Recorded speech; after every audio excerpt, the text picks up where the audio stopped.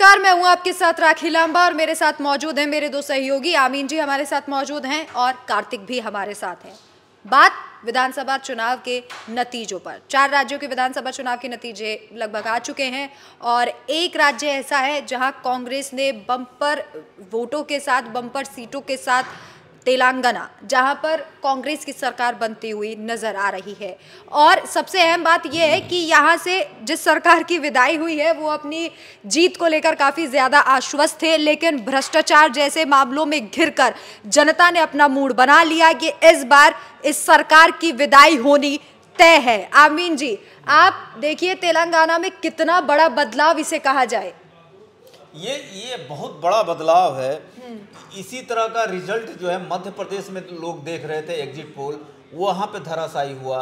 राजस्थान में लोग देख रहे थे कि काम हुआ है, ऐसे हुआ है, वैसे हुआ है, ये चीज़ें देखने को मिलेगी, लेकिन ऐसा देखने को नहीं मिला। लेकिन वहाँ पे एक जो चीज़ देखने को मिली, जो चीज़ इफेक्ट की, वो था कर्नाटका का चुनाव। कर्नाटका और आंध्र प्रदेश और तेलंगाना सब एक जुड़े हुए नज़दीकी इलाके हैं और कई ज़िले ऐसे हैं जहाँ पे जो है कर्नाटका के सारे मिनिस्टर जो वहाँ पे आए हुए थे और वो प्रचार कर रहे थे और जनता को मोबिलाइज करने की कोशिश कर रहे थे।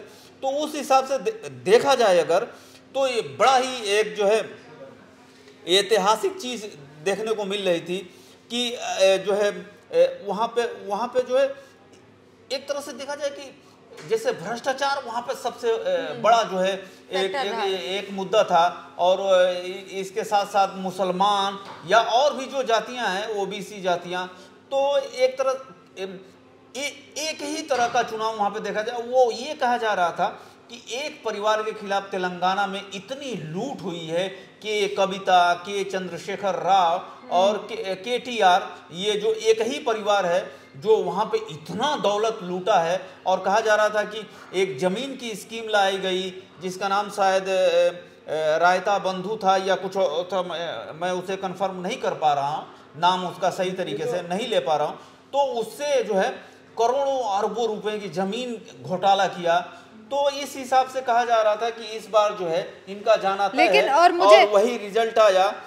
जो है 64 कांग्रेस और 39 जो है। और मुझे ये भी लगता है आमीन जी कि राहुल गांधी की भारत जोड़ो यात्रा का इफेक्ट भी बहुत बड़ा इफेक्ट इस पर रहा है। कहा जा रहा था कि वहाँ पे ये इफेक्ट है, बहुत तगड़ा इफेक्ट रहा है कांग्रेस की। नहीं लगता कि भारत जोड़ो यात्रा का इफेक्ट वहाँ है।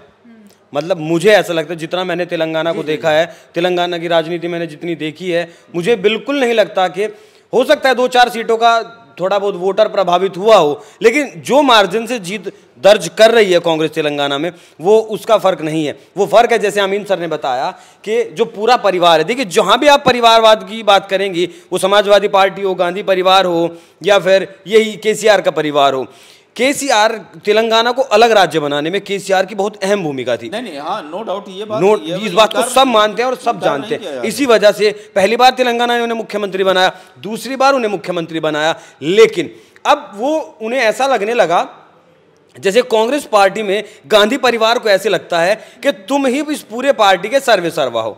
हालांकि उन्हें नहीं पता कि जब ये पार्टी शुरू की गई तो किन लोगों ने पार्टी को शुरू किया, कितने लोग इस पार्टी में जुड़े। लेकिन गांधी परिवार जो 2-3 लोग हैं, जैसे वो खुद को पूरी पार्टी का सर्वे मानते हैं, वैसे ही केसीआर का जो परिवार है वो भी खुद को तेलंगाना का सर्वा मानने लगा। और तमाम तरह के घोटाले, तमाम तरह की, आप क्या बताऊं मैं आपको, जो तांडव जितना मचा सकते थे वहां तांडव मचाया गया। हालांकि खबरें ऐसी भी थी, जैसा मैं कवर कर रहा था तेलंगाना को, कि दोबारा से फिर केसीआर की सरकार वहां आ सकती है, क्योंकि विकल्प नहीं है तेलंगाना के लोगों के पास। अगर वो कांग्रेस की तरफ जाएं तो कांग्रेस की तरफ बीजेपी का तो कोई खास बहुत ज़्यादा अस्तित्व नहीं है। लेकिन हालांकि इस चुनाव में तेलंगाना में बहुत अच्छा बीजेपी लड़ी है, लेकिन तेलंगाना के लोगों ने विश्वास नहीं था उन्हें कि कांग्रेस वहाँ सरकार बना सकती है। अगर कांग्रेस के साथ जाएं तो जाएं कैसे, क्योंकि कांग्रेस और केसीआर गठबंधन नहीं करेंगे। केसीआर और बीजेपी गठबंधन कर सकते हैं, लेकिन केसीआर को सत्ता में दोबारा नहीं लाना था। तो इस वजह से एक बहुत बड़ा वोट ट्रांसफर हुआ कांग्रेस को। वो वोट जो है बीजेपी को नहीं जा सकता था, एक बहुत बड़ा वोट इस वजह से ट्रांसफर हुआ कांग्रेस को, और यही वजह रही कि तेलंगाना में कांग्रेस की सरकार बन रही है। बिल्कुल। और आमीन जी, आप देखिए कि बीजेपी के लिए भी कोई इतनी बुरी खबर हम नहीं कहेंगे तेलंगाना चुनावों में, क्योंकि 7 से 8 सीटें भी अगर मिलती हुई उन्हें दिखाई दे रही है तो बहुत बड़ी चीज़ है। कांग्रेस के लिए कहा जा रहा है कि देखिए दक्षिण भारत के जो रास्ते हैं वो थोड़े बहुत कर्नाटक के बाद खुल ही गए थे, कि वहाँ पर कांग्रेस का दबदबा बन ही गया था, तो लोगों के पास, जैसे कि कार्तिक ने कहा, कि लोगों के पास विकल्प भी कम रह जाता है। ऐसे में कांग्रेस शायद लोगों को लगा होगा कि एक अच्छा विकल्प है, एक अच्छा चेहरा, क्योंकि तेलंगाना की रैलियों में जब प्रियंका और राहुल गांधी पहुंच रहे थे तो हम भीड़ भी देख रहे थे किस तरीके से उन्हें सपोर्ट किया जा रहा था। मैं एक चीज़ पॉइंट है, मैं आपके इतने बड़े सवाल को मैं सिर्फ एक पॉइंट से मैं थोड़ा सा उसे दूसरी तरह ले जाना चाहता हूँ। अभी आपने कहा कि दक्षिण भारत में बीजेपी जो है जो है अपना एक द्वार बनाई थी, लेकिन जो है क्या कहते हैं तेलंगाना में वो नहीं कर पाई। अगर सीरियस और एक तार्किक तरीके से अगर फिलॉसफी के भाषा में अगर मैं बोलूँ तो एक चीज़ जो सबसे ज़्यादा, या पोल साइंस की चीज़ों में बोलूँ, आज भी मोदी का दिल में दुख ही है। इस बात को मैं अपनी बात को रखने के लिए मैं 2-3 बातें कहता हूँ कि बीजेपी आज तक हमेशा से दक्षिण भारत में तमिलनाडु, केरल, आंध्र प्रदेश, तेलंगाना में आज तक वो हाथ पैर मारती रही कि जो है एक तरह से जो है कहीं से भी जो है उसको जीत मिले या जीत की शुरुआत हो।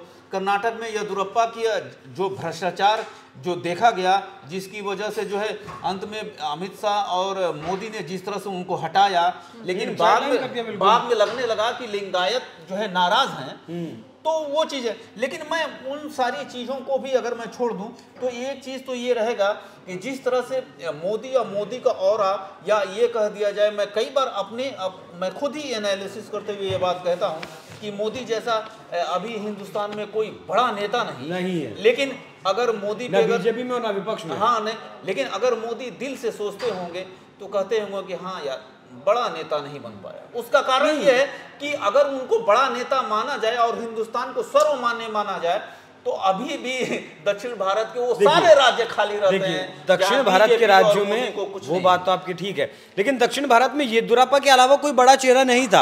आपने कभी नाम सुना है? मैं येदियुरप्पा की बात नहीं कर रहा हूँ, मैं ये कह रहा हूँ कि जिस हिसाब से आज जो है मीडिया में जो भरे बड़े शब्द हैं कि मोदी की आंधी, बीजेपी का ये, मोदी का तिलिस्म, मोदी पनौती था तो भी मनौती बन गया, जितने ये शब्द नहीं, ये सारे शब्द अगर हम तीनों एनालिसिस करें तो एक तरह से धराशायी है कि मोदी के दिल में जरूर कचोट करता होगा कि यार मैं सर्वमान्य नेता तो भले ही लिखे जाता हूं, लेकिन दक्षिण भारत में आज भी अमान्य हूं। लेकिन जिस तरीके से प्रधानमंत्री नरेंद्र मोदी ने जब से देश की कमान संभाली, उसके बाद से दक्षिण में लगातार जनाधार जरूर बढ़ रहा है बीजेपी का। ये बात आपको माननी पड़ेगी। तमिलनाडु में भी जो है वो लगातार मेहनत कर रहे हैं, तेलंगाना में मेहनत कर रहे हैं। नहीं, मैं उससे इनकार नहीं कर रहा हूँ, लेकिन आप देखिए कि जो चीज होनी चाहिए तमिलनाडु में भी जितनी ताकत से, लेकिन कर्नाटक में भी अमीन सर जिस व्यवस्था के साथ कांग्रेस सरकार चला रही है उसको जो है नहीं गलत। ये तो समझिए कि 1982 की पार्टी है, 1982 की पार्टी है।